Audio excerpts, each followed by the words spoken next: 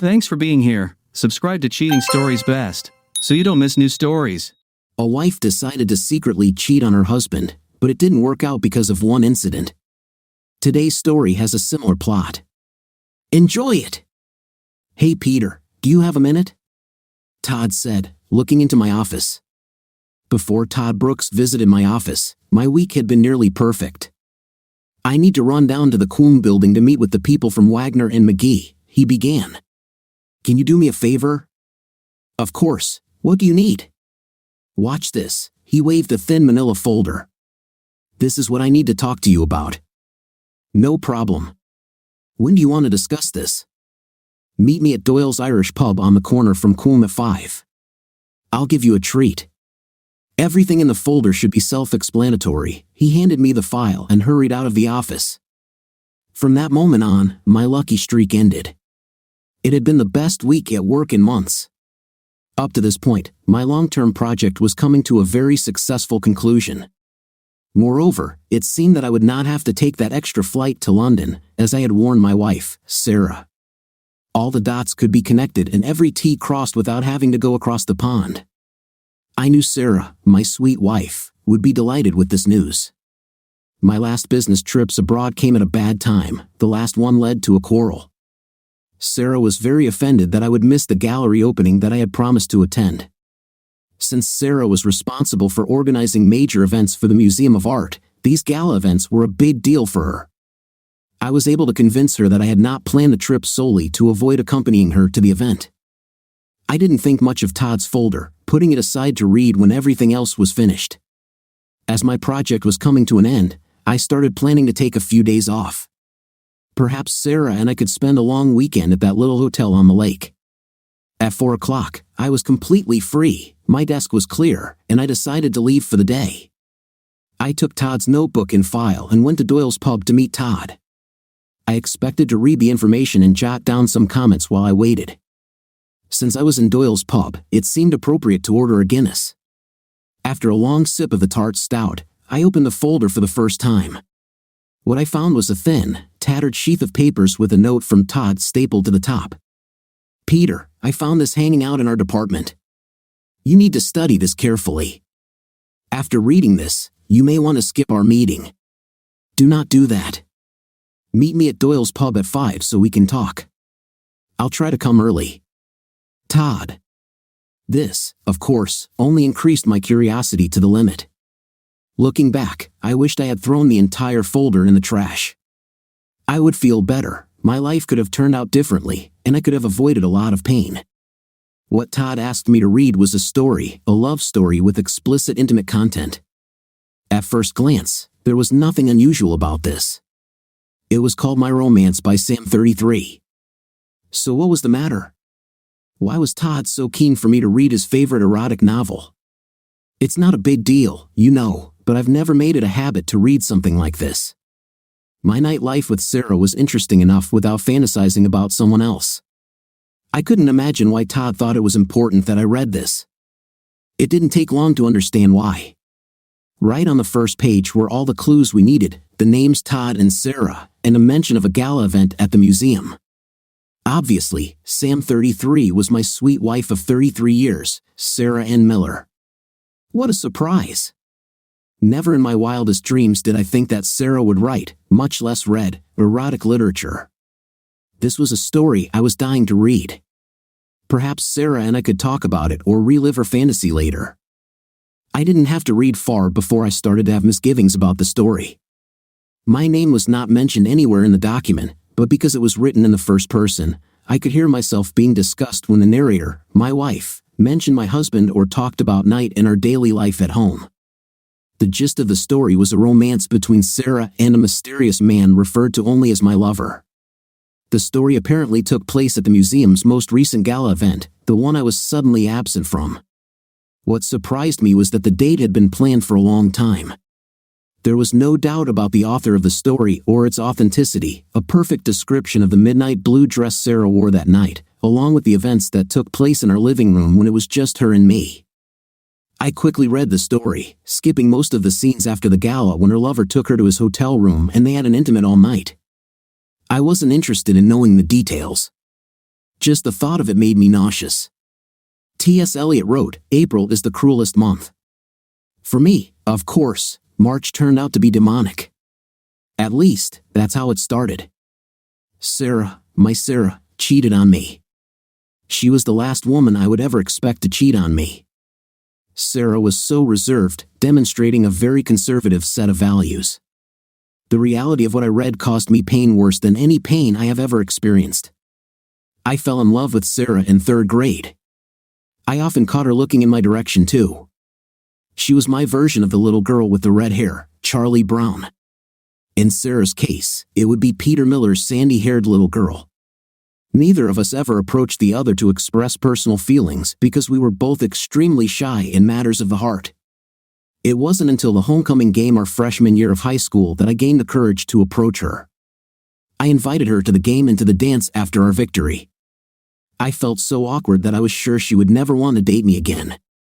I was amazed a few days later when she came up to me in the dining room and told me how great it had been. I could tell by the smile on her face that she was more than just polite. We dated throughout high school. I was sure we would break up when college started, but she insisted on choosing the same university as me. By our 2nd year, we were engaged. The wedding took place in the middle of the summer after graduation. Sarah was lucky enough to get a job right away at the museum, while I was working on my MBA. I signed a contract with the international company Parker Price shortly before receiving my diploma. It's not that Sarah and I haven't had major disagreements. We had some very difficult years when she helped me study. Apart from our early difficulties, everything else between us was like a dream. Oh yeah, we had the occasional argument, like the time I told her I couldn't go to the gala, but this is normal in marriage. There was no problem between us that we could not openly discuss and quickly resolve. So why did she cheat on me? Sarah and I were always happy with our intimate life, or so I thought. Our intimate life wasn't wild, but what it lacked in passion it more than made up for in intimacy. Sarah had absolutely no interest in being creative. It didn't matter how creative we became. Now here I sit with a very thinly veiled description of a wild night in some hotel while I was in London, I said, feeling waves of nausea wash over me.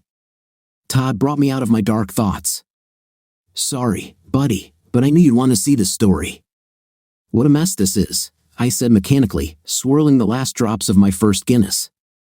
I'm working like hell to close things out with Evan McAdams at ITI Financial Services, and here she is behind my back, playing the part of the available girl. I didn't want to be the one to bring you this news, but someone should have told you, mate. I found this copy that was being shared in my department. Almost all the guys have read it and know who wrote it. One of them even asked me if I had ever slept with your wife, Todd said angrily. I stared at Todd. This thought had never even crossed my mind. I wanted to hit him for being so stupid, Todd continued. I pushed the document aside, and we both looked at it as if we expected it to attack us.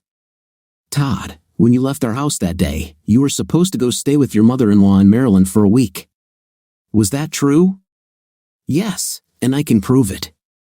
Call Anna or her parents, they will confirm my words. He waved to the waiter and ordered another Guinness for both of us. I looked away. Sorry, Todd, that was a stupid question. Peter, I would never do such a mean thing to you, but if I were you, I would ask the same question. What a mess this is, Todd replied. I took a deep breath, wiped a tear from my eye, and swallowed the rest of my anger along with the last drops of my first Guinness. Sarah wants to stop taking pills and start a family. I chuckled at the irony. As if that's possible now. But what should I do now? Good question, Todd responded. Do you think you can ever forgive her? I waited until our drinks arrived so I could take another sip before answering. You know, until this moment, I had never faced this issue as a real possibility. It was something that happens to other guys. Sarah and I were above it. I took another sip and looked into the murky depths of my glass. I remember a few years ago when Sarah's neighbor divorced her husband after only 3 years of marriage. She found out that he had cheated on her. Sarah and I discussed it a lot and agreed that Beth made the right choice. Ted was an immature jerk who didn't understand how lucky he was. Sarah herself told Beth that any cheater should be thrown out. I took another sip and thought about it. It was so simple and clear just 3 years ago. He made a vow to be faithful till death do you part, then he broke that promise with some girl from work. Beth found out and left him. It was so simple and obvious. But that was Ted, and this is Sarah. And it hurts like hell. I love her with all my heart. At the same time, I hate her to the core and want her to burn in hell. So what do you want to do? Here's that question again. I finished my drink and waved off Todd's offer of a third. I guess I need to dig a little deeper. If this was a one-time affair, maybe with some counseling and patience, we can get over it. If this is part of a longer affair, we're done. Todd sighed long and painfully. Well, old man, I'm afraid I can't help you. I checked the website where the story was posted, and there are 2 more written by Sam33. Both of them were written and posted before this. All 3 are about the same. You are not mentioned by name, Sarah is mentioned. Luckily, that's the only one I appear in. He handed me an image of a computer screen showing Sarah's page on a story site. It's a free site, so go ahead and draw your own conclusions. I accepted the paper and held back my tears. There was a lump in my throat, so all I could do was offer Todd a weak smile. Talk to Sarah, dude. Don't go down without a fight. But will she be honest with me? You won't know until you try. Don't give up until hope runs out. You both deserve it. I knew in my heart that Todd was right. What Sarah and I built should not be let go without a fight. We ended up having one hell of a fight, then I let it go. After I left Todd, I headed back to the office to think. The place was empty, but it was perfect for me. I called home and left a message for Sarah that I would be working late. Thank God for voicemail. God alone knew who she was really with. I wasted no time loading the website on my computer to check out Sarah's other stories. While they were being printed, I was thinking about the first of them. The day described in Sarah's story was still clear in my mind. It was Friday, and I left work early to catch an evening flight to Heathrow. I was to spend Saturday night and Sunday afternoon with Evan McAdams, discussing the nature of our agreement. Sarah needed to be at the museum to review the gala preparations and check on the catering. She was working with a new team, and she had trouble trusting them, yet she expected me to accompany her. We'd been planning this for months, now she had to go alone. Sarah looked amazing that evening. The dress was the one she said she chose for a special evening between us, but now I wondered. Sarah was not an incredibly beautiful woman. She tended to be slightly overweight for her height. Her hair was short and light brown, but no one looked more gorgeous to me. I loved her with my heart and soul. We argued about my trip. Sarah seemed more hurt than angry. I convinced her that I didn't want to go to London. I even showed her the cancellation receipt for a room at the Hyatt Regency next to the museum that I had booked for the night without me. Sarah could have used the museum's guest room. We hugged and kissed, swearing our love for each other. Just as we were about to walk out to our cars, Todd arrived. He was carrying a fax that had just arrived under his arm. He had a stack of folders with additional information that ITI wanted to discuss. As it turned out, this was the information that sealed the deal with ITI. As soon as Todd handed me the documents, Sarah came down dressed to perfection in her stunning blue dress. Wow, Peter, you should reconsider this trip, buddy. If Anna looked like Sarah, I'd never let her out of my sight, Todd joked a little. Sarah blushed, we laughed and went our separate ways. I waved to Anna, who was sitting in the car waiting for Todd. The same scene appeared in Sarah's story at the beginning of the 3rd paragraph. Peter came into the house, but I didn't seem to be present, Sarah wrote. Todd stopped by to leave me some information. When he saw Sarah, he said, "Wow, Peter must be crazy if Anna looked like you. I wouldn't let you leave the house tonight." This time, it was Sarah who waved to Anna as Todd returned to his car. It was all there, but there was more. She met her unknown lover at a reception. This was prearranged. They didn't spend much time together at the gala because Sarah was busy with backstage details. After the party ended, he took her to his hotel room, and they spent the night having a night. Although I avoided the details, I could see hints of things Sarah and I had never done. However, this story already had enough surprises to last a lifetime. Sarah didn't leave until late the next morning.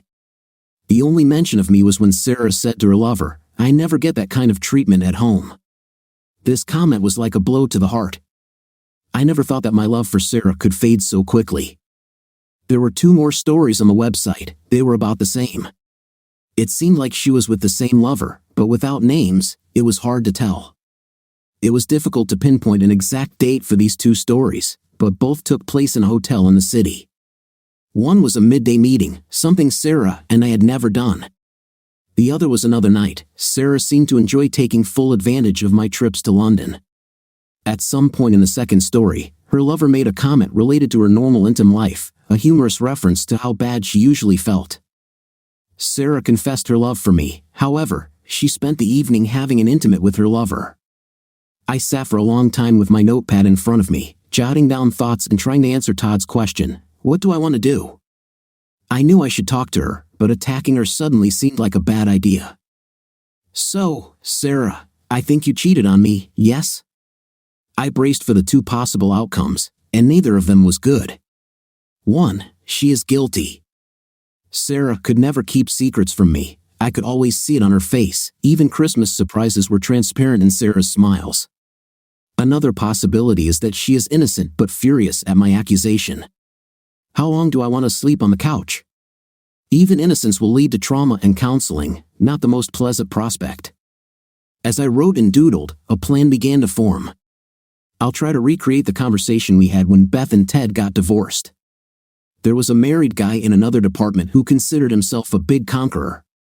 He was very cautious in public, but in the office, he was known as the one who regularly harassed all the secretaries. Amy, my personal assistant, complained about how he harassed her. I knew I could get all the information I needed from Sarah if I framed the conversation correctly. All I had to do was remain calm and observant. As a backup plan, I arranged to go to London for a week. Although it wasn't necessary, I was willing to take this step if it meant I had to leave home for a week. It was already past 8 in the evening when I turned off the computer, packed my things, and went home. I knew I would set a new record for getting home late from work, but I didn't care. At least I could face Sarah calmly. Darling, you came back quite late, Sarah said happily. She was curled up on the sofa reading a novel. I thought you were almost done with this aita thing. The problem arose towards the end of the day, I replied, giving enough truth to avoid lying. I needed to think about it. Have you eaten? I can heat up something if you want. Or thanks, but no thanks, I interrupted. I'll just make myself a sandwich. Sarah came and sat at the kitchen table while I cooked. By the way, I might have to fly to London after all, I said with irritation. I'll fly away on Saturday or Sunday, but that's not certain yet. I'll be able to tell you more tomorrow. I grabbed a beer to go with my sandwich and sat down across from my wife. Do you remember Dean from accounting? I asked, starting the decisive conversation. Sarah reacted with a dissatisfied sigh, confirming that she remembered him well. So it looks like he's in big trouble at home. His wife caught him, great. I've never met a person as disgusting as this guy, I continued. Rumor has it that his wife discovered that he had finally started an affair with one of the women in the office and kicked him out. It's right for him. So far, everything was going according to plan. Sarah's face showed genuine disgust for Dean.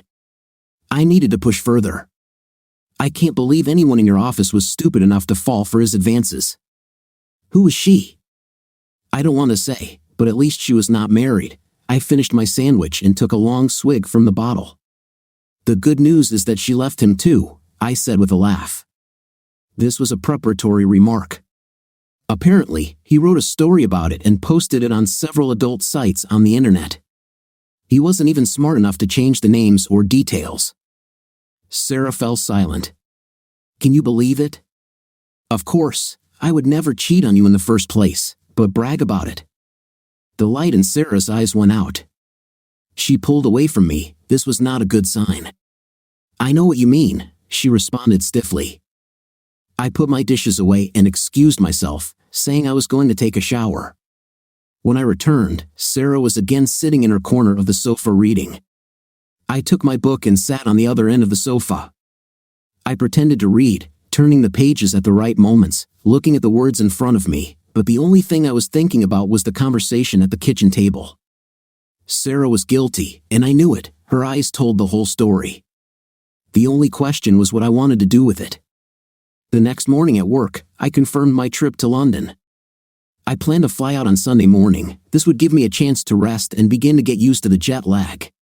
A nice side effect was that I got to be nice to Sarah on Friday night and all day on Saturday. I debated whether to confront Sarah, but decided not to take the nuclear option until I was fully prepared to bear the consequences. A week away would give me time to think and prepare.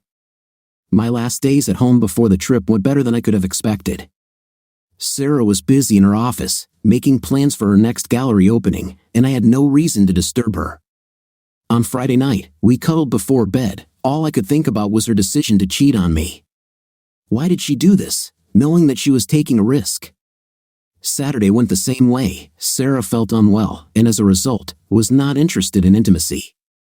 I pretended to be upset, but in my heart, I was happy. On Sunday, I was at the airport early and headed to Heathrow. As soon as I boarded the plane, I knew I had to hire a detective to follow Sarah. I was flying out of town, and it was the perfect time for her to make an appointment. Well, I haven't been thinking too rationally the last few days. My usual calm persona was replaced with a hothead. Evan McAdams was thrilled to meet me for breakfast on Monday. "It's a pleasant surprise to see you again, Peter," he said when he greeted me. "We could have signed this agreement without your special visit. We put a lot of effort into this, Evan. I just didn't want to risk something going wrong at the last minute. The board will be impressed by your dedication. Some of them would like to meet you too." We had a pleasant conversation over breakfast, talking about the upcoming World Cup game between the United States and Great Britain. Naturally, Evan dismissed our chances of winning. Although I knew little about what Evan called football, I still persisted in our chances just to tease my new friend. On the way to the ITI Financial Services building, Evan said, "Have dinner with me tonight. I have a proposal I'd like you to think about." "What proposal are we talking about?" I asked. Evan smiled slightly. "Tonight at dinner, then we'll talk. Now, let's get ready to meet with the ITI legal team and convince them of our agreement." Evan and I spent the day carefully working out every detail of the plan that we would present to the legal team for collaboration between ITI and Parker Price. Neither of us wanted the slightest detail to be missed. This represented too much work and a large amount of money for both corporations. I carefully prepared the PowerPoint presentation, refining it to my complete satisfaction. At 6 o'clock, I returned to the hotel to get ready for dinner. Evan met me at 7 o'clock. He took me to a cozy pub in a quiet area with excellent food and quality ale. I let Evan take the lead, waiting for him to bring up the topic of the new proposal. "Peter, I'm surprised you didn't press me for information," he said as we sat back after finishing our meal. "I know you'll tell me what's on your mind. I'm just focused on finishing what I started. There will be time to discuss new projects later." "Ah, but this is not a new project, at least not in the usual sense of the word. It will be something completely different." Evan paused while our table was cleared of dishes. My deputy had just left for a bigger and better position with a German firm. Since the only logical step for him at ITI would have been to take my place, I had to wish him luck. This left a critical vacancy at just the time when ITI and Parker Price are starting a new joint venture, and I want you to take over." I was stunned. "I don't know what they think at home, but I'd like to hear more. Would your board agree to this?" Evan nodded. "The chief has already spoken to Daniel Price. Parker Price would be willing to place you with us indefinitely. We will take over all your payments to Parker Price and offer you and your wife a generous housing allowance. I don't know how much you earn at home, but between you and me, I suspect that if you approach things right, you can join ITI with a generous salary increase." I told Evan I would think about it and let him know before the board meeting. The truth was that it was a gift from heaven. Although I didn't want to seem too excited, the only problem was that I had no idea where my life was going at the moment, much less when I would figure it out. The next morning, I met Evan again for breakfast. I explained the dilemma I was in. "How much time do I have to give you a final answer? This is a great offer, and I'm really interested in it. If things don't go well with Sarah, this will be a real lifesaver, but I need a little time. Can you give me an answer by the end of the month?" "That will give you a little over 3 weeks." "Great. This way, I can complete all the business at Parker Price. I don't want to leave anything unfinished. I owe them that at least. I spent the flight back home lost in thought. Somehow, I needed to get to the bottom of Sarah's secret life. Pursuing her wouldn't work because the only evidence I had came from my trips abroad. Another option was to hire a professional to find the answers. I abandoned the idea because I didn't want to spend money proving something I essentially already knew. Besides, I had no intention of leaving on a business trip for the next 3 weeks. If I wanted to hire someone, I should have done it before leaving for London. In the end, I decided to act directly. I have a couple of weeks. I'll try to gather more information, like reading different stories.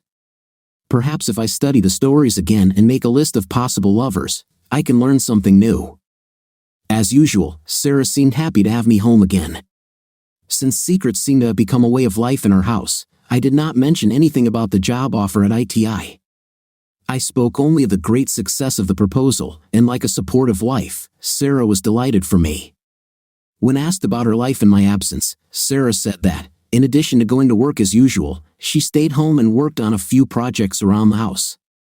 I didn't notice any major changes at home. However, whatever the projects were, I didn't see any traces.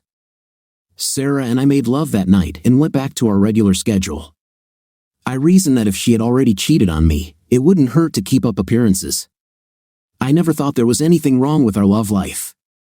I wasn't suggesting trying anything new that was so vividly described in Sarah's stories. The thought of trying something she had already experienced with someone else made me feel sick. True to form, exactly a week after I returned home, a story appeared on Sarah's website. It was similar to the others, containing detailed descriptions of intimate encounters between Sarah and her lover while I was in London. I was just a footnote mentioned only indirectly towards the end of the story. Sarah wrote how she wished she could enjoy intim like this every night. When I walked into the office the next morning, it seemed like every man in the office was exchanging knowing smirks with me. Poor fool, his wife is cheating on him and he doesn't even know. For some reason, those looks were even worse than the thought of what Sarah was doing. I thought about calling Todd and inviting him to Doyle's pub, but the thought of discussing my humiliation in public was too painful. Instead, I decided it was time to confront Sarah once and for all. I left work early, hoping to get home before Sarah. In retrospect, it might have been better to confront Sarah immediately upon my return. Instead of being furious, I would be hurt and angry. Perhaps we could discuss the situation calmly. Sarah arrived home at the usual time. She came in, put her briefcase on the table, kicked off her heels, and went to the refrigerator to get her favorite bottled water. Then she came into the living room where I was sitting with a bottle of Samuel Adams. "Honey, I'm so glad you're home tonight," she sighed. "I'm tired today. You wouldn't believe the work Dr. Richards gave me, and to think it's only Thursday." I opened the folder I was holding, pulled out a stapled package of papers, and threw it on the coffee table in the middle of the room. I made sure it was laying in front of Sarah where she could see it clearly. "Sarah, did you write this?" I asked, pointing to the tattered copy of the story Todd shared with me. Sarah's face turned almost scarlet. I knew right away that I wasn't going to like the rest of the conversation. "Yes, I wrote it, Peter," she said hesitantly. "So that means you wrote these too?" I shook out the other 3 stories, including her latest publication. "Yes, I wrote them," she admitted, but I felt the heat growing inside me. "Damn it, Sarah. How long have you been cheating on me? Don't you remember our conversations about Beth and Ted? You should have known how I would react when I found out." Sarah tried to answer, but I waved my hand. Sarah's face froze with frustration. "Todd found the first, or rather, the 3rd story about you having an intim with your lover behind my back. He said it was going around the office. You know what it's like to find out that every guy in the company knows that I have been made a fool." Sarah's eyes lit up, and she bit her lip, looking away from me. "Why did you do that, Sarah? Do you hate me that much?" At this moment, she said in an unusually calm voice, "Yes, I hate you that much, and even more." This answer didn't fit into my plan. I didn't have a ready answer for this. "What right do you have to sit here and accuse me of treason?" she barked. Now I'm exploding like fireworks on Independence Day. I let my anger control me instead of controlling it as I should have. "What right?" I screamed. I'm your husband, and right on this coffee table is the original account of the 4 times you had a night with your lover behind my back. God only knows how many times there were that didn't even make it to print." Sarah grabbed the stories and threw them at me. "To hell with you," she exclaimed. "I don't need to sit here and listen to this crap from you, especially after the crap I went through today." She stood up and stormily left the room. "Sarah, come back. We need to talk about this. I need to know." At this point, I realized that she already knew everything she needed to know. "You're not in the mood to hear anymore," she shot back. "Sarah, go to hell, you an idiot." Sarah paused in the bedroom only to grab a few things and then headed for the door. "Sarah, come back and talk to me." She silently walked towards the garage door. "Where are you going, Sarah?" "What, to see your lover?" "Yes, that's right." When she opened the garage door, she turned to me and said, "I definitely don't want to stay with you tonight." A moment later, I heard her car start and leave the garage. Okay, it's all over now. If Sarah were innocent of all charges, she would usually stay and calmly discuss the situation. Leaving as she did only confirmed my suspicions about her guilt. Sarah had barely walked out the door when I called Evan at home. I told him that things were moving faster than I expected and that I would take the position as soon as possible. I asked him if I could get the job directly, cutting ties with Parker Price completely. He was confident that this could be worked out. I asked him if someone could help me look for apartments that I could look at after I arrived. "I have no idea how to look for an apartment in London," I said. "I'll do better. I'll find someone to go with you and help you choose one." I hardly slept that night. The next morning, I resigned from Parker Price since I was moving to ITI. Daniel thought the best solution was to end the relationship immediately. The only thing I asked him to do was to keep the location of my new job confidential. I shared with him the sad state of my personal life. My second priority for the day was to meet with my lawyer. I chose Sandra Howe because she had a good reputation. Thanks to a cancellation, she was able to see me that same day. She promised to draw up a simple divorce by mutual consent with the division of property in half. There was very little equity in the house, so I told her to either sell it or give it to Sarah. Finally, I signed a power of attorney so that my lawyer could proceed with the divorce without my presence. My last visit was to the bank. I closed all joint credit cards and took half the money out of the accounts. On the way home to get ready, I stopped at the cell phone company and canceled my account. I'll get a new one when I get to London on Saturday. I packed my bags and a few other items and booked a room at the hotel closest to the airport. By Sunday morning, I was on the plane to Heathrow, never expecting to look back. And just like that, my life completely changed. It would never be the same again. What Sarah did after I left, I had no idea. She had no way to contact me. I didn't give her an address other than my lawyer's office. She didn't have my phone number. The secretary at work was told to simply tell her that I no longer worked for Parker Price. She and her lover could live happily ever after without bothering me. I left the game and had little interest in playing on the field. All my attention was focused on my career. Evan had booked me into the Crown Plaza Heathrow until I decided where I wanted to live permanently. By the time I got to London, it was late local time and I was exhausted. I fell onto the bed and slept soundly for the first time in weeks. The time difference made itself felt the next morning when I was awakened by a knock on the door. The clock by my bed said 10 a.m., but my body clock was against waking up at 4 a.m. I quickly pulled on my tracksuit and looked through the crack in the door. A cute little redhead stood in front of me, smiling and holding 2 coffees. "Just a minute," I muttered, unlocking the bolt. "Sorry if I came too early, but I did bring coffee." "My name is Fiona Kelly," her voice had a cute accent. "You and McAdams asked me to help you rent an apartment. If I came too early, I can wait in the lobby." In my mind, Fiona Kelly was the perfect image of a leprechaun. Her voice betrayed her Celtic heritage. She was almost a head shorter than me, no more than 5 feet 3 inches or 4 inch at best. She seemed even shorter because she was wearing flat shoes rather than heels.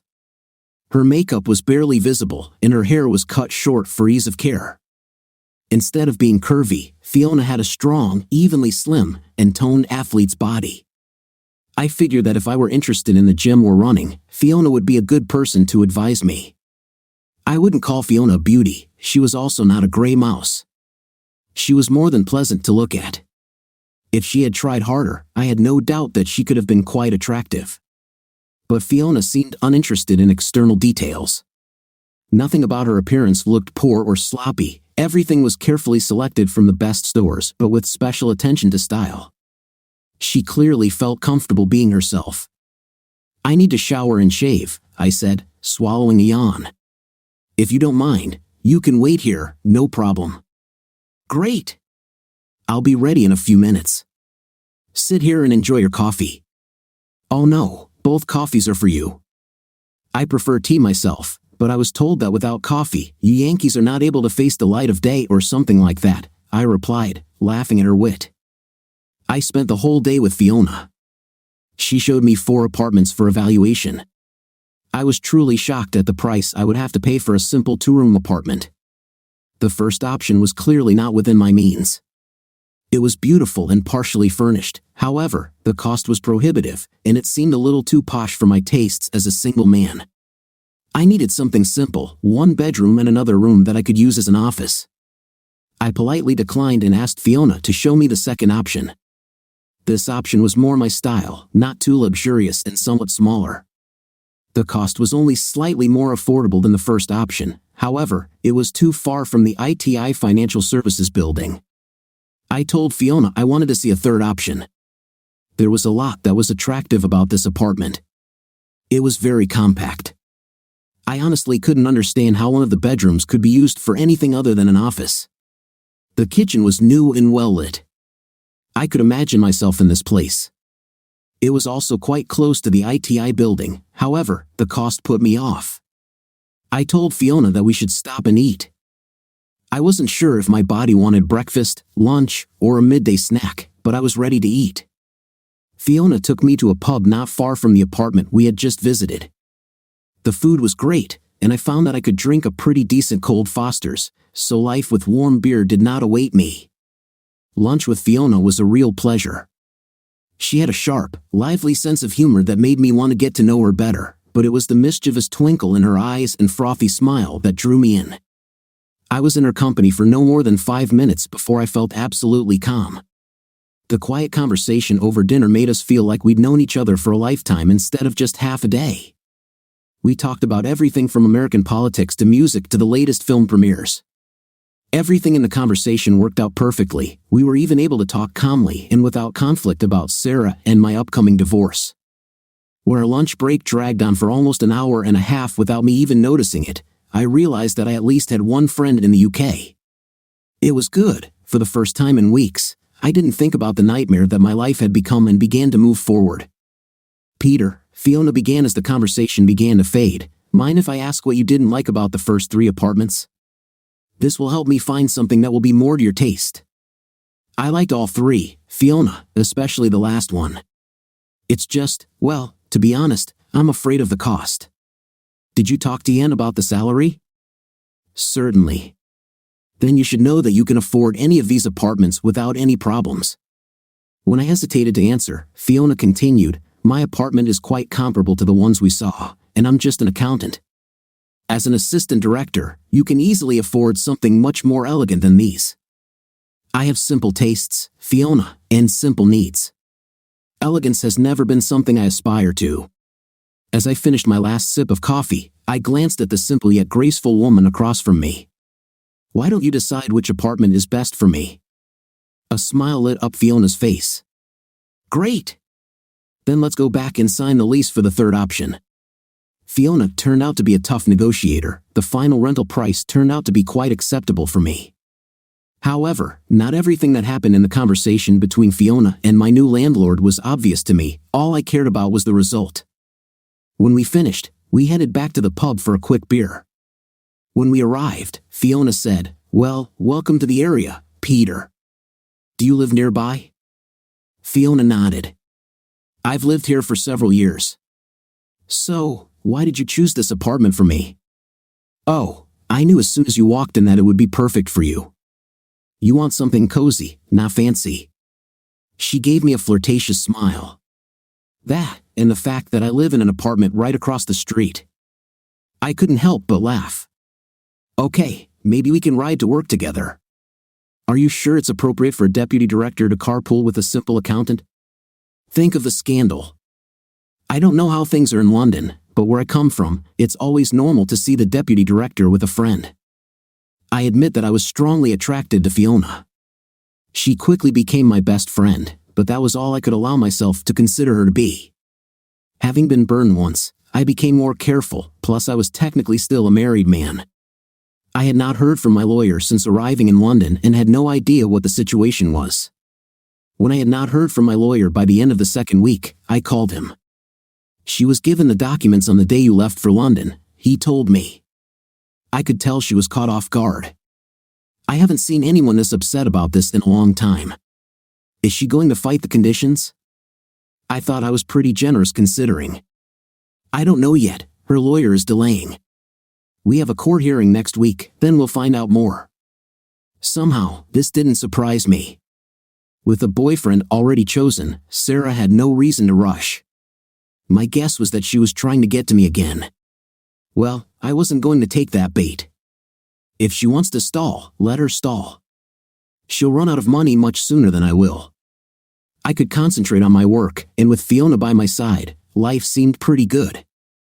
Fiona was invaluable in the first few months as I settled into a job, a new city, and a new country. She never tired of making fun of my American pronunciation and ways of doing things. Of course, I made fun of her back. At first, Fiona only met me for a casual lunch at the pub near the office. It didn't take long before we expanded our horizons to dinner and theater or a concert. We discovered that we both had a deep love for the same types of music. We became regular visitors to the Royal Festival Hall. However, our dates were entirely platonic, although it was clear to both of us that the attraction was growing. Where are we going, Peter? Do we have a chance at a real relationship? Asked Fiona as we stopped for a drink after a particularly moving performance of For's Requiem. I'm still married, Finn. I know I've been in London for 3 months, but the pain of what Sarah did to me is still quite fresh. You're really helping me deal with it. If you're still interested, ask me again when Sarah sets me free. She smiled warmly and laid her head on my shoulder. Count on it, she whispered. After a long silence, she added, Finn, I like the sound of that. By the way, no one has ever called me that before. I gave her probably the most intimate kiss we had shared so far. However, in the grand scheme of things, it was very reserved. Actually, I admitted when the hug ended, it was an accident. That makes it even more special because it's from you. I hugged her, and we clung to each other, drinking another glass of wine. Then Fiona carefully pulled away, turned, and kissed me tenderly. I think I love you, Peter. I'm willing to wait, but I want you to know that I really think we could have something very special. We quickly returned to my apartment. We maintained a chaste relationship for months, walking around the more intimate one, but neither of us dared to take the first step. Now we moved forward with no intention of looking back. On this special evening, the feelings we shared flared up with renewed vigor. Fiona took my hand, led me through my apartment, and didn't stop until she came to my bedroom. We stood opposite each other for a moment, enjoying the magical vision of love in its purest moment. Finn, I need you to know that I'm still married. My lawyer should have pushed Sarah to sign the papers, but for some reason, she's still dragging her feet. Fiona tried to drown me out with a kiss, but after I enjoyed her lips, I continued talking. Sarah can drag it out all she wants, Finn, but it won't change anything between us. I stopped loving her when she admitted to cheating. I ran my fingers through her silky red hair and cupped the back of her head. Fiona, I fall in love with you every day we spend together. I hope you never doubt it. Instantly, all rational thought was lost. What followed was a long, slow dance of love that lasted until the early hours of the morning. Fiona fell asleep cuddled up to me, and although I tried to stay awake to enjoy the pleasure of watching her, I fell into a quiet and contented sleep. The next morning, we continued to explore our newfound passion for love. By Sunday evening, the reality of our situation began to dawn on me. Finn, I'm not sure having an affair in the office is a good idea. I'm not sure if ITI has any legal objections, but it might be awkward for both of us. I was thinking the same thing, Peter. I'll talk to my uncle tomorrow and see what he can do for me. I'm already ready for new challenges. Your uncle? I asked, confused. Uncle Yuan? When my face clearly showed confusion, she explained, Yuan McAdams is my mother's brother. I looked at her in bewilderment.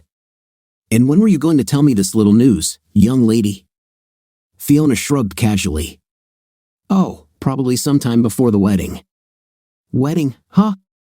I hugged her. I like the sound of that. Unfortunately, Sarah may object. Fiona kissed me tenderly. I can wait. Over the next few weeks, I stayed in constant contact with my lawyer. She just doesn't want to sign, Peter. Sandra Howe, my lawyer, told me one Friday night when I called her.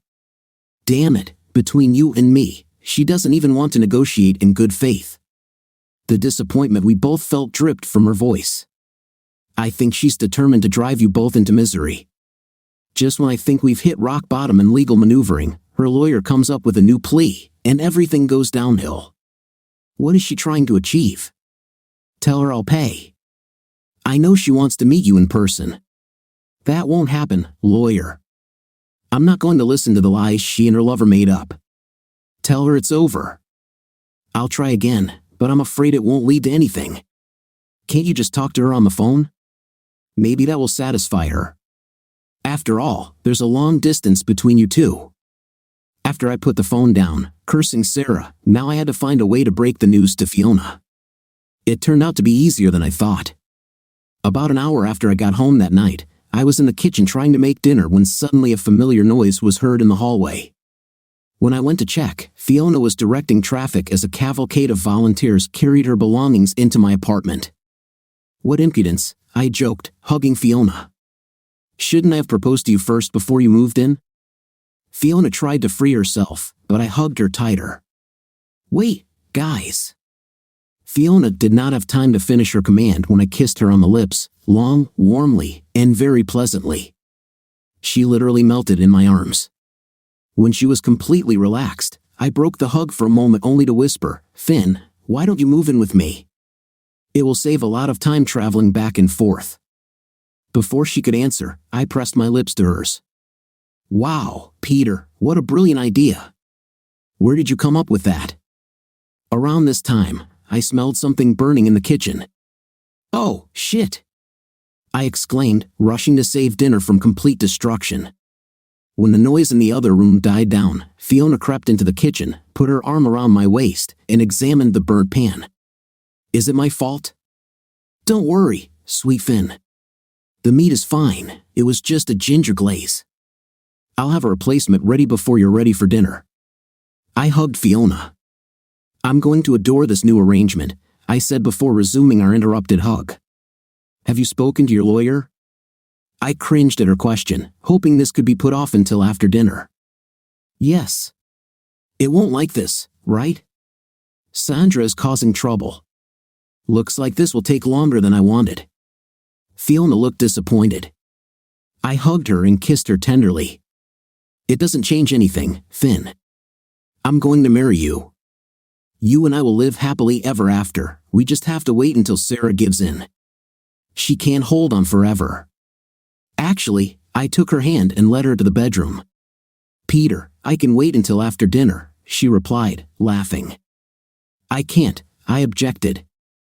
I led her to my dresser and pulled out from the back of my underwear drawer a small box that I had hidden there just a week ago. Opening the box, I said, Fiona Kelly, will you marry me? Fiona looked in surprise at the diamond ring that stared back at her. It was the biggest ring I could afford, and to me, at least, it looked impressive, definitely bigger than the one I bought for Sarah. Fiona started in bewilderment for a moment. When she reached out for the ring, her touch was careful. She looked as if she believed the ring would disappear. I began to worry when she silently ran her finger over the stone. Oh, Peter, she whispered. I didn't expect us to get to this point before your divorce was finalized. She hugged me and covered me with kisses. Her joyful tears moistened my face as well as hers. Of course I will marry you. Needless to say, we rushed through dinner and spent the rest of the night in bed celebrating our new beginning. Our connection was turbulent with a passionate essence that I hoped we would never lose. Long before we were ready to sleep, we were both completely satisfied. However, neither of us wanted to leave the bed. We lay together long after midnight, whispering to each other about our love. I was lying on my back, Finn was lying with her leg thrown over mine and her head on my shoulder. Eventually, we were able to sleep, although how we slept is a matter of conjecture. The next morning, we woke up in the same position. I woke up first, Finn's red hair tickled my face. Her scent was hypnotic. Slowly, I lowered my hand until I cued her fifth place. "I'm purring," she purred. "And to think I could wake up like this every morning. I'd really enjoy it." "I know what you mean. I've never been so happy to see the sunrise. What do you say if we stay here all day? We need to go out and eat," Finn teased. "Oh, I don't know," I countered, accepting her challenge. "I think I can survive." I then got under Finn's hair and playfully bit her neck. A moment later, the jokes were forgotten, and we got down to business again. Seriously, we didn't spend the entire day in bed, but we did spend it staying very close to each other. Between our lovemaking, we sat huddled together on the sofa. I'm not sure if we were kissing or, as Finn called it, making out. I suspect it depended on who you asked. Either way, we delighted in it and enjoyed it with phenomenal enthusiasm. This was the beginning of the happiest period of my life, and even the news that Fiona told me a month later did not bother me. Instead of fear and panic, it only led to more excitement. "Peter," Finn began, her voice trembling with emotion. "I have news, and I'm afraid it might not be good." I hugged her and gently reassured her, "As long as you're with me, it can't be bad." Finn grimaced, then taking a deep breath, she said, "Peter, I'm pregnant." I pulled her away to look her in the eyes. "Are you serious?" "I'm sorry," she whispered. I didn't let her finish. I picked her up and gave her a long, passionate kiss. "Oh my God, Finn, this is wonderful. I love you so much." When she realized that I was not angry and was not going to leave her, she wrapped her arms and legs around me as we sighed. I took Finn out to celebrate. The celebration, of course, ended with a long night of amorous gymnastic exercises. I cared even more about Finn now. If Fiona ever doubted my love for her, I gave her every reason to put that doubt aside. An accidental pregnancy seemed like a gift from God. She definitely wasn't in our plans, but I welcomed Fiona's growing belly with open arms. I began to very loudly express my anticipation for late autumn when the baby was due. I thrived at work like never before. Yuan noticed the difference immediately. Perhaps it was the added responsibility of providing for another human being, but whatever it was, Yuan McAdams was delighted with the work I was doing. The only thing that dampened my enthusiasm was the delay in finalizing the divorce. I wanted so badly to marry Finn before the baby was born, but Sarah seemed to be just as stubborn and adamant as ever. Everything suddenly changed one day in early September. It started with the surprise arrival of Todd Brooks. The stated reason for his visit was to consult on the status of the collaboration between Parker Price International and ITI, but it quickly became clear that Todd had a hidden agenda. "Talk to her, Peter." "It's more complicated than it seems," Todd pleaded. Almost immediately after I dropped him off at the hotel, I agreed to talk about it later, and Todd only agreed when I made a solemn promise to sit down and talk about Sarah. "Listen, Todd, you rest now, but I'm picking you up at 6:30 p.m. for dinner. I want to treat you to the best food you've ever had in London." "Where will it be?" "You'll see. Just rest, dress comfortably, and I'll pick you up later." I picked Todd up right on time. I felt like a child with a new toy as I directed the taxi driver to our apartment. I was so excited that I would be able to introduce someone from the house to Fiona. So if I knew you were cooking dinner, I would have insisted that I pay. I can only imagine what kind of cook you are. "Oh, unbeliever," I objected. "Fiona is a great cook, and she's been stressing about dinner all day. You won't be disappointed, trust me." As soon as I showed Todd into the apartment, Fiona joined us, her apron barely covering her obvious pregnant belly. Todd Brooks, let me introduce you to the most beautiful cook in the world and soon-to-be mother of my baby, Fiona Kelly. Todd stared at Fiona for a moment in obvious surprise before hugging her warmly. Since you haven't married this guy yet, I demand the opportunity to share a few stories with you in private. There's still time to talk some sense into you. Oh, I think I can answer you with a story for a story. The truth is that I am quite partial to this mischievous scoundrel, despite what you can tell me. I think I will still keep him, she stroked her pregnant belly, or should I say, we'll keep him. Little Ian will need his father. You still think it won't be Brianna? I joked. No way. If you had to carry him inside you, you'd know the truth too. This baby is definitely going to be Ian Peter Miller. Changing the subject, I said to Fiona, Todd is here to discuss a project together, but since he's a longtime friend, he wants to update me on the status of my divorce. Not until after dinner, Finn ordered. It's ready to serve. Todd admitted that I did tell the truth about Fiona's cooking skills. After a wonderful scotch broth and mixed green salad, Finn served the lamb ribs with roasted new potatoes and green beans. When she asked if we wanted dessert, both Todd and I groaned but gratefully accepted a slice of a wonderful fro cake. Peter, my friend, Todd began, moving away from the table, if you eat like this, I'm surprised you both aren't more at home. Well, I started winking at Finn as she started clearing the table. Hey, buddy, I know how Fiona got to look like that, and it has nothing to do with what she ate. When Finn came back for more dishes, I pulled her into my lap.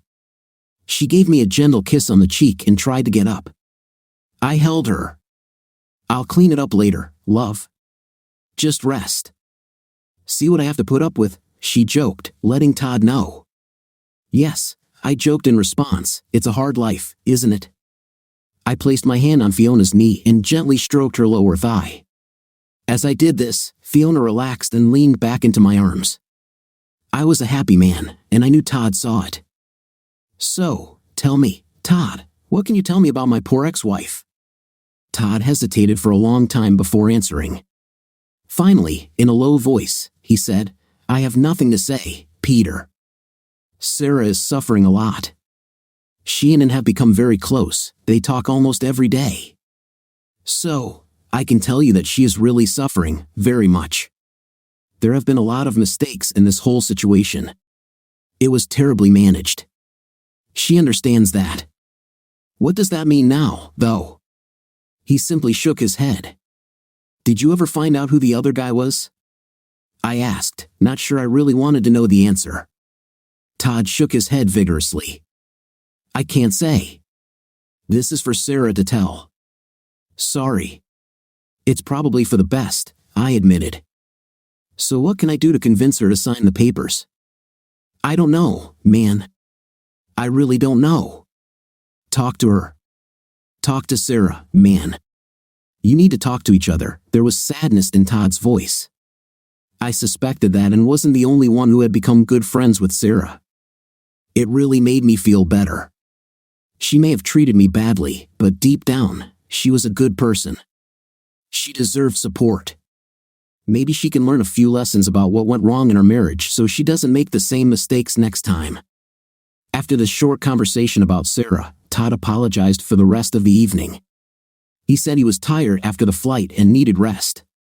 I arranged to meet him at the ITI Financial Building on Monday afternoon. Then I called him a taxi, and he left. I was hoping that I could learn a little more from Todd about what was going on with Sarah. The way he spoke, I assumed he had quite an interesting story. Just shows what happens when you make assumptions. Well, at least Finn and I turned out no worse than we were before. It was a pleasure working with Todd again. He was the only part of going to ITI that I regretted. It was good to know that I had a longtime friend working at the same place, someone I could go out with after work, have a couple of beers, and talk sports with. His visit ended too quickly. Just after Wednesday morning, Finn and I drove Todd to Heathrow Airport and flew him back to the States. Todd's plane had barely taken off when my cell phone rang. It was my lawyer. Sarah finally signed the divorce papers. With luck, everything will be formalized and signed within a few days. Then, in a month, I will be a free man. Fiona heard the excitement in my voice and realized what was happening. She was just as excited as I was, even though she hadn't been officially told anything yet. As soon as I finished the call, I turned to her, got down on my knees, and asked, "Fiona Kelly, would you be so kind as to marry me? I was thinking about late October if you can fit it into your calendar." She began, "You know." She thought as she rubbed her pregnant belly. "I'll talk to Ian Peter for a bit, and we'll get back to you." "That's normal," I countered. "You two make a decision. I'll just wait here until you decide." With a giggle, Finn took my hand and pulled me to my feet. Then she literally jumped into my arms. How I managed to catch such an awkward bun, I have no idea. I don't think the kid was nearly as excited about this maneuver as his mom or dad. After she showered me with kisses, Fiona said, "We both say yes." For the rest of the week, Fiona and her mother were constantly on the phone. It was decided that the wedding would take place near her parents' home in Bristol. Since I had very few relatives who could come, my parents died a few years ago in a car accident in the winter. My closest relative is an aging uncle and his wife. I invited them, but I doubted that they would make the trip, even at my expense.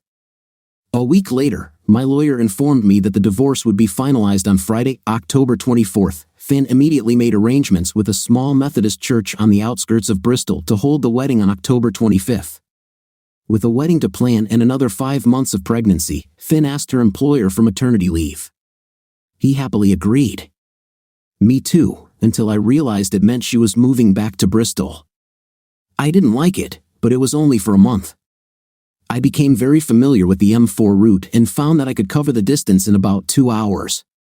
Of course, I had serious motivation for a good time on the road. Fiona was absolutely wonderful. Her hair was styled in a modified bob and sparkled red. She was a little over 6 months pregnant but still decided to wear a white dress. I couldn't be prouder of her or more in love with her. The day was magical, just like our wedding night. Due to pregnancy, we decided not to go on our honeymoon right away but to plan something for the summer. I was thinking about a week on the Spanish Riviera, but Finn didn't say anything. Our wedding night took place at the St. David's Hotel in Cardiff. Although we returned to London the next day, I took a few days off to simply enjoy time with my new wife. It was the beginning of the happiest time of my life. Unfortunately, work was waiting for me at the end of this, and whether I liked it or not, I needed to get back to it.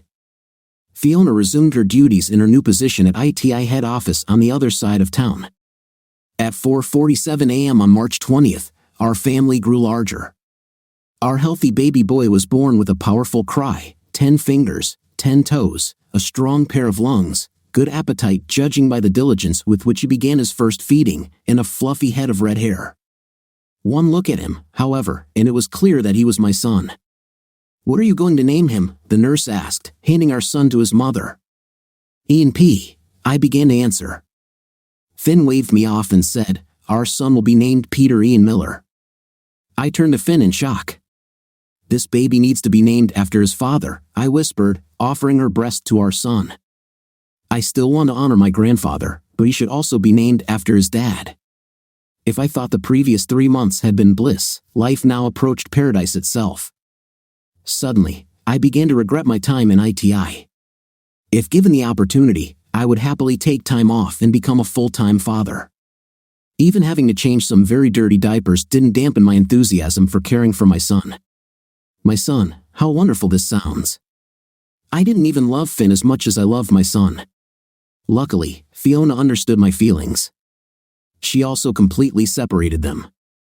The child has become the center of our life, the point of all our activities, the focus of our existence. Life for the Miller family was going well. Peter Ian grew by leaps and bounds. When he was 9 months old, he was already trying to sit up. Soon after, he struggled to stand on 2 legs. Of course, he couldn't walk, but try telling him that. It won't be easy with Peter Ian. He knew exactly what he wanted and was not going to accept rejection. A year after Peter Ian was born, Fiona became pregnant again. 3 of us in the apartment were cramped, but 4 of us would probably require moving, although there was no rush. We kept our eyes open, planning for the day next fall when moving would become mandatory. Finn's second pregnancy was much more difficult than her first. At my insistence, she took sick leave from work. I took more time to help around the house. When I was at home, I took full charge of Peter Ian's care. Then, at the end of February, my life came crashing down around me. I didn't know it then, but my world of bliss was over. It was a Friday afternoon, and I was at work, trying to finalize the details of the proposal before the weekend. I've been careful not to take home any more work than is absolutely necessary, and with Finn's delicate condition, this has become even more important to me. I instinctively grabbed the phone when it rang, waiting for new information for the offer. It was a hospital. Finn was hospitalized. By the time I got to the hospital, Finn had lost the baby. It was a crushing blow for her. I tried to comfort her and reassure her that I still loved her, but nothing I said seemed to help. However, I knew that words might not help, but my presence would. I pulled her close and just held her. She was lethargic and did not respond to everything I did. After a few days of rest, Fiona returned to work with an enthusiasm I had never seen from her before. She literally threw herself into her work. At the same time, I felt her slowly moving away from me emotionally. When I tried to talk to her about it, she initially denied it and later started tearing my head off in an angry argument. Over the next few months, she moved closer and further away from me like the tide. Each time she moved further away from me, what hurt the most was that she had also become distant from Peter Ian. Peter Ian noticed that his mother was missing. Over the summer, I tried to get her to go to counseling. I assured her that I would join her if necessary. Each time the conversation ended in a big quarrel, each worse than the previous one. I was beside myself with worry. Then, at the end of August, the bank holiday gave us a long weekend. I tried to persuade Fiona to leave with me. Her parents would happily take Peter Ian to us. Fiona categorically refused. Instead, she asked me to look after the baby while she went to Bristol without me. She assured me that she needed this time away from home to recover. When I come back, everything will be, you'll see. What was I supposed to say? If it helped her, I was all for it. I agreed and looked forward to a long weekend with my son. Fiona took the Friday off before the long weekend, and so on Thursday evening after dinner, she headed to Bristol. For Peter Ian and me, Friday went pretty much as usual. I took him to the nanny and went to work. Since Finn took our car, I had to hire a taxi. I happened to meet Evan McAdams at lunch. I explained to him our bachelor weekend and asked what he would advise me to do with my son. He suggested a zoo. It sounded like just the thing for a curious 20-month-old boy, but transportation was an issue. Evan solved this problem by offering to use one of his cars. I gladly accepted the offer and picked him up on my way home from work. That evening, I had a wonderful day with my son. On Saturday, like any little boy, the larger the animal, the more fascinated he was. He was especially fascinated by the big cat exhibition. As a big child, I was fascinated by the kangaroo and emu exhibit at the Australian Pavilion. But try as I might, I could not interest Peter Ian. He dragged me to the Komodo dragon instead. By the end of the day, both Finn's boys were exhausted. Although tired, Peter Ian was in seventh heaven. I kept dinner simple and then calmed him down by reading a long story from one of his favorite books. I decided that on Sunday, we would just relax all day. Evan and Paula invited us to dinner that evening, and since I needed to return the car, dinner with the McAdams seemed like a relaxed way to spend the holiday. It was better than spending the whole day alone. I never made it to dinner. At 3:05 p.m. this Sunday, I received a call from the hospital in Brighton.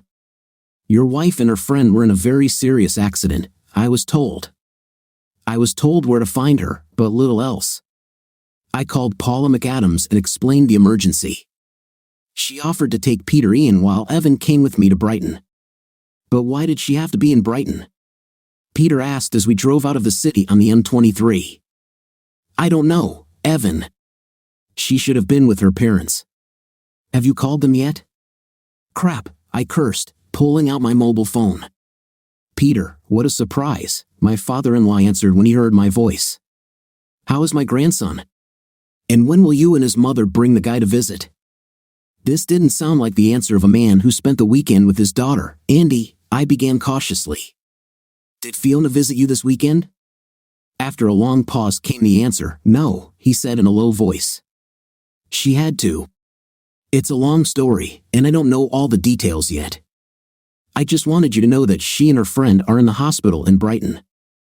I told him all the information that the hospital employee gave me. What was she doing in Brighton, Peter? And who was that friend she was with? I held back a tear. I don't know, Andy. I just don't know. We'll be there as soon as possible, Peter. Before talking to Father Finn, I had successfully avoided even thinking about it. What was Finn doing in Brighton, and who was she there with?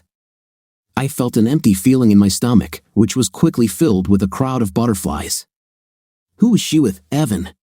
Do you have any ideas? No, Peter. I haven't, but I have concerns. Evan's silence after that comment was heartbreaking. Talk to me, Evan. You're killing me here. There were rumors of an in-office affair between Fiona and another man, but that was before you came on the scene. There has been absolutely nothing since then. Plus, he now works in a different department from Fiona. They don't have a chance to be together. I sobbed, wiping the moisture from my eyes. Most likely, it was one of her friends. Evan drove me as close to the door as possible and then went to park the car. I literally ran through the hospital until I found the ICU. I was greeted by a team of nurses and technicians who showed me to the consulting room. A few minutes later, both Evan and the doctor arrived. Mr. Miller, thank you for coming so quickly. I won't take up much time, but I wanted to let you know how serious your wife's condition is. Things are on edge at the moment. We'll know more in the next 24 hours. What happened to her, doctor? He brushed off my question. I know you have a lot of questions, and there will be time for all of them later. Right now, you need to worry about Mrs. Miller's condition. She is in critical condition. The car was traveling at a very high speed and flipped over several times. Mrs. Miller has many fractures, 3 broken ribs, and a punctured lung. Several internal organs are damaged, but our main concern is her head. She suffered a very serious head injury. I screamed in shock. Will she survive? The doctor winced. I can't say for sure. As I said, everything is on the edge. Her friend Mr. Wilkinson did not survive. He died instantly. Ken Wilkinson? Evan screamed. The doctor nodded. Ken Wilkinson. Now I have a name. He was the head of accounting at ITI Financial, Fiona's former boss, married with 3 children. He's like the salt of the earth, or so I thought. When can I see Finn? I intervened. Now, if you want. Just don't bother her more than absolutely necessary. With fear and trembling, I allowed the nurse to escort me to Fiona's room. Even with all the doctor's preparations, I was not prepared for what I saw. Finn seemed buried in a sea of tubes. Her head was wrapped in a bandage, and it was obvious that her hair had been shaved off on one side. Worst of all, she was completely motionless. The only sound in the room was the slow and regular hum of the machines. I whispered words of love to her, but I wasn't sure I believed them at that moment. If my suspicions were correct, then Finn and I had a long way to go before I could say I loved her again. I wasn't even sure I wanted to take that journey, but for Peter and Ian's sake, I might have to try. Fiona still didn't move. I gently stroked her cheek but felt no response. Oh God, Finn, I whispered to myself, hoping she didn't hear me. What have you done? A few minutes later, the nurse came in with a chair for me. I will not disturb you, I asked. Just don't bother her any more than absolutely necessary. She was about to leave but then walked towards the closet. Oh, her purse was left here when she arrived, and here are the other things she was wearing when she arrived. Her clothes, of course, couldn't be saved. I was holding a small bag containing the necklace I gave Finn for her last birthday. There were also earrings from the set, but no wedding ring or diamond engagement ring. When I asked, the nurse said she didn't wear them. I hesitated to look through Finn's purse, fearing what I might find, but in the end, I had to. In the outer pocket was an envelope containing a key card for a local hotel. Later, I found her engagement ring and diamond ring hidden in the pocket of her suitcase. She and Ken met at a motel near the waterfront. I sat looking at the motionless figure of my wife, wondering how we got to this point. Now I have become a victim of 2 cheating wives. What is it about me that provokes this behavior in those who claim to love me? Peter, a voice from the door brought me out of my gloomy thoughts. Evan sent us. How is she? Not very good. I forced a smile at my wife's parents. Any idea what happened? I just shook my head. Why don't you spend some time alone with your daughter? With a slow feeling of rejection, I headed to the waiting room. I found Evan just as he was putting down the phone. He squeezed my shoulder comfortingly.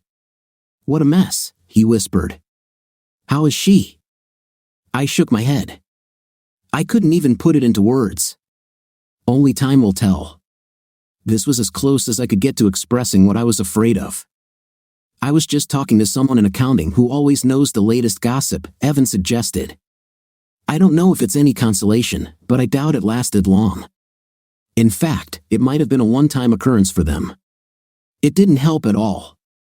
I wanted my wife back, my Finn, not that stupid woman on the bed. The place in my stomach filled with butterflies came alive again, and Evan led me to a comfortable chair in the waiting room. Finn didn't survive the night. It was shortly after midnight when I was awakened from a restless sleep. Her injuries were too severe. I became a widower, and my son lost his mother. What a pile of crap life has become. September 5th joined the growing list of significant days during my stay in Britain. On this day, I buried my wife, the mother of my son. It was the most difficult day of my life. It was much worse than anything Sarah left behind. We have shared very few real details behind the accident. We left it as Fiona was on holiday and died in a tragic accident. No one seemed to connect her death with Ken Wilkinson. If they did, they didn't say anything. I lost interest in my work. I simply mechanically carried out my duties. The only focus of my life was Peter Ian, and I clung to him as best I could. Now, I need advice. Luckily, I took my own advice and made weekly appointments. Evan and Paula did everything they could to bring me out of my shell. They had only minor success. Peter Ian enjoyed their efforts, however. Andy and Beth Kelly disappeared from my world. They tried to contact their grandson, but I suspected that they blamed me for Fiona's death. Deep down, I believed they were right. In the end, I coped with 2 wives. There had to be something wrong with me. Since the Kellys had to contact me to see Peter Ian, they left him alone. It hurt me for my son. I continued to work at ITI Financial, but my heart was not in it. Because of my son, I couldn't and didn't want to work late, but I regularly brought things home to work on after Peter Ian had gone to bed. I settled into a comfortable, if somewhat hectic, routine. I missed Finn terribly. October 25th passed by. I took a few days off and took Peter Ian on a trip to Scotland. The thought of being alone in the apartment on what would have been our second wedding anniversary was too painful. Regardless of what Finn did at the end of our marriage, we enjoyed some wonderful times. I really missed those moments. As November came to an end, I realized that the holidays were approaching, and I would only have my son for family. The prospect was not encouraging. After all, Peter Ian's second birthday wouldn't come until a month after Christmas. Evan insisted that I join his family for the holidays. I refused. It sounded nice, but I knew I would feel left out. I preferred to be alone than to be an object of pity. Imagine my surprise when on Saturday, November 21st, I answered the door and saw Sarah. "Can I come in and talk, Peter?" she asked, somewhat embarrassed. Sarah looked absolutely stunning. Her hair was longer and well-styled. She had lost quite a lot of weight and looked slim and toned. The Christmas red dress she wore hugged her figure and made her look absolutely gorgeous. Well, they say time heals all wounds, and since I was feeling pretty wounded, I saw no reason to refuse her, of course. Glad to see a friendly face, I turned to lead her into the living room. Peter Ian had cars and trucks scattered all over the floor, making walking difficult. As I turned to talk to Sarah, I noticed a small face peeking out from behind her skirt. She looked like her mother, although she seemed a little older than Peter Ian. The surprise on my face should have been obvious. With a smile, Sarah said, "Don't be shy, honey. He won't bite you." Then the little girl saw Peter Ian on the floor playing and ran to join him. They immediately plunged into a parallel game. "Her name is Rachel Lynn Miller," Sarah said. "She was born on October 27th, 2 days after our divorce. She bears my mother's full name. I was touched. Sarah barely got to know my mother before she died. Mom would be delighted with her granddaughter and would spoil her beyond belief. Oh my God, suddenly a lot became clear. Now I understood the delay in the divorce, as well as the sudden change after Todd's visit. I also suspected that Sarah's pregnancy was behind her short patience on the day of the argument. Rachel, my daughter. Her hair was blonde, but like her mother's, it would probably darken with age. Her eyes were green, like mine. I watched Rachel and Peter Ian play, amazed by what I saw. Rachel had enough Miller traits to make me not doubt her origins. When I found out Rachel was coming, I was overjoyed. I couldn't wait to tell you. Sarah paused. She's yours, you know. Please don't doubt it. Although if you want to do a test, I'll understand. No, everything is okay. I was almost speechless with surprise. I was so hoping that you would come to me or at least call me. I wanted to explain everything to you so much. I never stopped loving you, you know. Sarah held back a tear, but then Todd called me while he was at your place, and oh God, Sarah, I'm so sorry. I was a real jerk. I cried as I realized how quickly I had jumped to the wrong conclusions and the stories were a terrible mistake while you were away. I had some free time, and I decided to write some fantasies. I wanted to create stories about the romance I knew I had to live with you. I don't know why I never published them. I guess I never believed that anyone I knew would find them. It was so stupid, Sarah. I'm so sorry. I was a fool to think you could cheat on me. I messed it up so bad. It was my fault, too, Peter. I've regretted every day for the last 2.5 years how irrationally I responded to your fears. When I realized what it looked like from your point of view, I couldn't blame you. I just wanted to talk, but by then you had already moved on. The irony of it all is that I got what I deserved. Fiona actually did what I accused you of. I guess I deserved it for the way I treated you. No, there was determination in her voice, Peter. No one ever deserves this. So, what brings you to London? I asked, praying to change the subject. You fool. I wanted you to meet your daughter. And if you don't come to me, I decided that I'd better come to you. Sarah forced herself to smile. Besides, I thought you might need a shoulder to cry on. How long can you stay? I have an open return ticket, but I wasn't planning on coming home until after Christmas, unless you wanted us to leave earlier. Where are you both staying? Todd found a place for us. One of his friends offered us a place to stay. I nodded automatically, not wanting to go deeper. You might know them, Evan and Paula Adams. Now I was really surprised. This is definitely not what I expected to hear. No wonder Evan and Paula were so insistent that I spend Christmas with them. Todd called Evan a little later, well after your wife's funeral. Evan told Todd he could tell me about your loss. Todd asked if he could tell me about your loss. Evan obviously thought you needed a lift in spirits because he called me directly to invite me to come. I took a leave from work, and here I am. I sat back and watched the 2 toddlers play contentedly on the floor, a boy without a mother and a girl who did not know her father. They were separated for only 6 months, both were mine. What should I do about it now? Is there hope for us, Peter, Sarah? We've both been hurt badly. It's too early to think about us. I'm not even sure I'm ready to think about me yet. I understand, Peter. It took me a long time to get to where I am now. I'm willing to wait. In the meantime, Rachel needs to get to know her dad as well as her brother. We arranged to meet for lunch on Sunday, and despite the terrible weather, we had a good time. Sarah and I maintained a friendly, if guarded, distance. She spent a lot of time with Peter, and I spent a lot of time with Rachel. Both children spent a lot of time interacting with each other. They were still at the stage of shyness and uncertainty, but they got along great. Sarah, I began as I pulled up to the McAdams' house to drop them off. How about I take Thursday off? I could cook dinner for the 4 of us. Interesting, of course, but what's so special about Thursday? I've been in London for almost 3 years and haven't forgotten, but you've only been here a few days and don't know. It's Thursday, Sarah looked at me in confusion. At home, it would be turkey, Macy's parade, and football. She sighed. How could I forget Thanksgiving? But it's not a holiday here, so what? We both laughed. It was the first time we shared a laugh in years. Does that mean you'll come? I wouldn't miss this. I got up early on Thursday and went to the market. I wanted to make dinner as special as possible, so on the way home, I stopped at the bakery and bought that pie that I knew was Sarah's favorite, as well as a nice loaf of bread. Sarah and Rachel were due to attend a formal dinner at 2 p.m. Everything was ready for their arrival. Smells great, Peter. I didn't know you could cook. This is a side of you I've never seen before. Necessity is the mother of invention, they say. Fiona and I were busy at work. We shared cooking duties.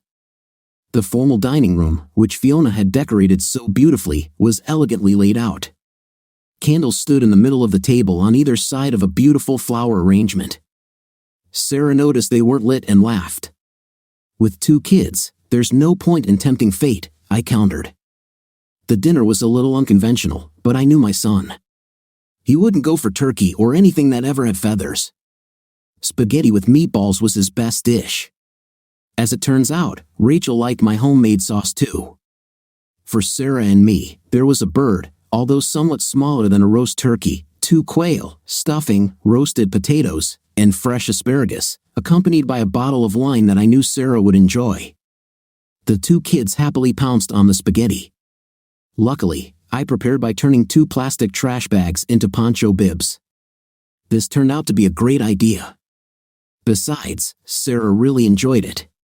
After dinner, I put on an Aladdin DVD, and my 2 kids fell asleep watching the Disney classic together. They've never looked cuter. Sarah and I spoke, sharing the pain we both experienced from our thoughtless spouses. It was like a bolt from the blue, but at the same time, it was cathartic to finally share all the pain and suffering I had stored up inside. The day ended too quickly. Over the next few weeks, Sarah and I spent a lot of time together. At first, most of it was with the children. After a few family dates, Paula McAdams offered to take the kids. Sarah and I spent several very pleasant evenings together. She particularly enjoyed the trip to the Royal Festival Hall, where the London Philharmonic Orchestra presented a magnificent concert entirely dedicated to Beethoven. We planned to spend Christmas with Evan and Paula McAdams. They insisted on it. I wasn't really looking forward to it, not because I didn't cherish the holidays anymore, but rather, I looked forward to them bitterly. I still miss the Fiona I once knew and loved before her miscarriage sent her into depression. Sarah's presence and our newfound communication were wonderful. The thing I didn't like about the holidays was the realization that Sarah and Rachel would soon be returning to the States. I didn't like it at all. Buying gifts for the children was easy, but choosing something for Sarah took a lot more thought. Finally, the perfect gift came to me, literally. It arrived on Monday, December 21st, shortly after I arrived at the office.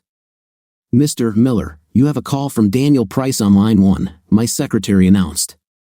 This was not so different from the dozens of other similar advertisements I received during my 3 years at ITI Financial. Daniel and I communicated regularly, although I could not understand what prompted him to make this call. Nothing new happened between ITI and Parker Price, Daniel. To what do I owe the honor of this call? Merry Christmas, by the way. I have a favor to ask of you, Peter. This is a problem I've been scratching my head over for weeks, and I think only you can solve it. I'll try. What happened? It's a personnel matter. Helen wants me to retire, and I've finally agreed. I think she'll regret it though.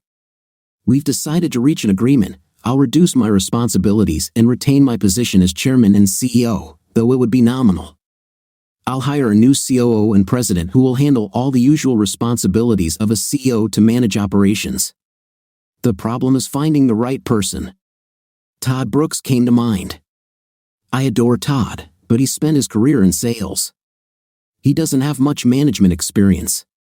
If you want to go that route, he would be a good choice, but you may have to do more than be a figurehead CEO. That's exactly what I thought. Then I thought about Maria Santoro. Maria will be the best in the business one day. I haven't seen her work in 3 years, but at that point, she was a rising star. She would be a great number 2 on the team, but I'm not sure she's really ready to be COO yet. I completely agree with you. This brings me to my final choice. He's the best in the business, but he's not part of the Parker Price team. Coming from outside wouldn't be a bad thing. It might bring a new perspective on things. Peter, we are so similar in this way. There was a long pause in the conversation. So, will you take the job? I don't know why this came as a surprise to me, but it did. I need to think about it. I need to discuss it with Evan too. When do you need to know? The next board meeting will be on January 15th. I hope to nominate my deputy as COO by then. I couldn't concentrate on work that day. Instead, I picked up a notepad and started taking notes. At the top of the page, I listed the positive aspects of moving, below the negatives. I didn't like the idea of taking Peter Ian away from his grandparents, but they hadn't been particularly friendly to me since Fiona's death. I knew they absolutely loved Peter Ian, but he and I were a package deal. On the other hand, there was Sarah. But was I ready to do it again? It would have been a huge step forward in my career, but I loved it in London. By mid-afternoon, I took a lunch break and went for a walk to sort out my thoughts. I met Evan in the hallway just after I got back to the office. Can I talk to you, Evan? Of course. Here, or do you want to go out for a pint? Even though I had just had lunch, I chose the second option. After we each had a pint of Guinness, I shared my dilemma with Evan. I knew I couldn't keep you as my second in command forever, since I'm not yet ready to retire myself. This poses a problem. I was hoping your wife would keep you here, but his voice trailed off in sadness, which we both felt. What do you want to do? I want to stay here at ITI Financial. Oh, okay. But what about Sarah? I know. I'm starting to think we'll end up trying to start over. Did you tell her about this? We dropped hints, but she says she'll wait for me. That's what I was hoping to hear. I like Sarah. You both messed up last time, but after all the pain you both went through, I think you might make it work this time. Maybe Sarah and I should talk tonight. Maybe after our wedding, we could live here. That would be great. But what about Sarah's job, her career? She might have a hard time finding the same kind of work here in London. The economy isn't doing well, plus she's put a lot into her job in the States.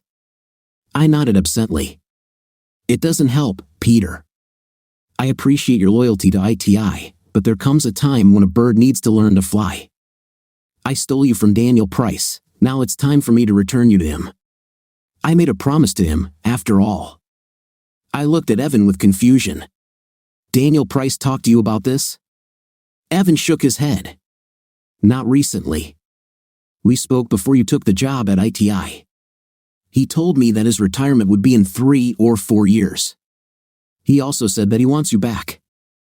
I was hoping for 4 years, but apparently, I will have to come to terms with 3. What if I don't want to come back? I still have many years before I want to think about retirement, so there won't be a place for you to move to at ITI Financial. Besides, a deal is a deal. I'm afraid I'd have to fire you. Well, apparently, everything is decided. I thanked Evan for his help and left to finish my Christmas shopping. I found the perfect solution at a jewelry store, a beautiful engagement ring with 3 diamonds. I wrapped it in Christmas wrap. Later, I placed this box in another box and wrapped it again in Christmas wrapping. Finally, I placed this box in a shoebox and wrapped it in shiny gold paper with a red ribbon and bow. After Christmas Eve dinner, we all exchanged gifts. I gave Evan a very expensive bottle of Scotch whiskey. For Paula, I bought a book that I knew she wanted, along with a gift card to her favorite store. Sarah's gift was the last one to be given out. She made fun of me as she kept finding more boxes to open. But when the last one was in front of her, I got down on one knee. As she opened the small box, I said, "Sarah, will you marry me again?" I promised not to be such a jerk this time.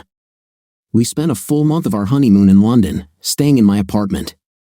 It was actually a working holiday, as I needed to free her up to move back to the States. I would like to say that we lived happily ever after. For the most part, this was true. There were difficult times when we readjusted to each other's habits and preferences. Our 2 children learned to fight, just like all other siblings. They also learned to take care of their little sister, who arrived exactly 1 year after we returned home. Happy forever? We're not sure yet, but we're working on it as hard as we can. What do you think of our story today? It seems to me that the wife is completely wrong because she had everything: marital happiness, well-being, a wonderful husband, but she chose to cheat on him rather than live happily ever after with him. What's your opinion? Write in the comments. Until new videos.